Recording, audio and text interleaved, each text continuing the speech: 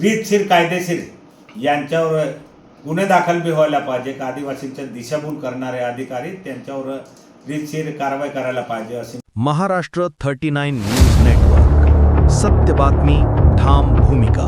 पंचायत समितीचा कारभार राम भरोसे. अक्कलकुव्यात कर्मचाऱ्यांची सामूहिक दांडी. आमदार आमशा पाडवी संतप्त.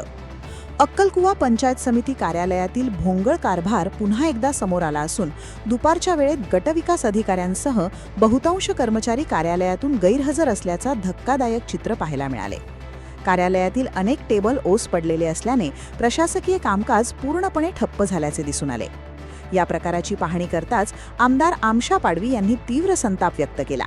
आदिवासी भागातील नागरिकांना वेळेवर सेवा मिळत नसताना अधिकारी आणि कर्मचारी मात्र बेफिकीरपणे गैरहजर राहत असल्याचा आरोप त्यांनी केला. संबंधित बेजबाबदार कर्मचाऱ्यांवर तात्काळ निलंबनाची कारवाई करण्यात यावी. तसेच या गंभीर प्रकाराची तक्रार थेट राज्याच्या मुख्यमंत्र्यांकडे करणार असून दोषींवर कारवाई झाल्याशिवाय स्वस्थ बसणार नाही असा इशारा आमदार पाडवी यांनी दिला.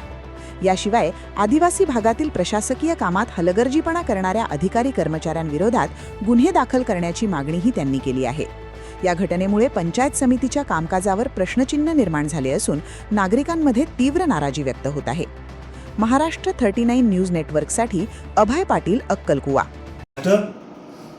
आज अक्कलकुवा तालुक्यामध्ये 3 वाजता आमचे सरपंच गेले असताना अक्कलकुवा तालुक्याच्या पंचायत समितीचा जो व्हिडिओ आहे, व्हिडिओपासून सगळे कर्मचारी हे एक बी टेबलवर हजर नाही म्हणून असे जर बेजबाबदारीपणे राहणारे जे अधिकारी आहे, व्हिडिओपासून सगळे कर्मचारी पंचायत समितीच्या यांना ताबडतोब सीओच्या चौकशी करून निलंबित करायला पाहिजे.